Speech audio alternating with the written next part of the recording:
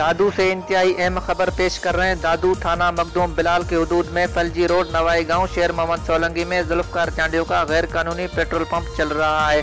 जहां पर गैर मयारी ज्यादा कीमत में ईरानी पेट्रोल और डीजल फरोख्त होता है, जिसको शहरियों की शिकायत पर ओगरा पाकिस्तान की टीम ने दौरा करके चेक किया और डिप्टी कमिश्नर दादू ने ओगरा की इजाज़त न होने की वजह से पेट्रोल पंप को हमेशा के लिए सील कर दिया, जिसका लेटर भी जारी किया गया। कुछ दिन बाद दादू जिले इंतजामिया ने मुबैना तौर पर रिश्वत लेकर दोबारा पंप चलाने की इजाज़त दे दी। असिस्टेंट कमिश्नर दादू मोहम्मद अली लुंड दादू शहर में दूसरे पेट्रोल पंप का दौरा भी कर रहे हैं और कार्रवाई भी कर रहे हैं, मगर अफसोस गैर कानूनी पंप असिस्टेंट कमिश्नर दादू को नजर नहीं आता, तो इस पंप का रास्ता भूल गए हैं। इस पर दादू की शहरियों ने आला हुकाम से मुतालबा किया कि इस गैर कानूनी पंप के खिलाफ कानूनी कार्रवाई की जाए और आम आवाम को लूटने से बचाया जाए।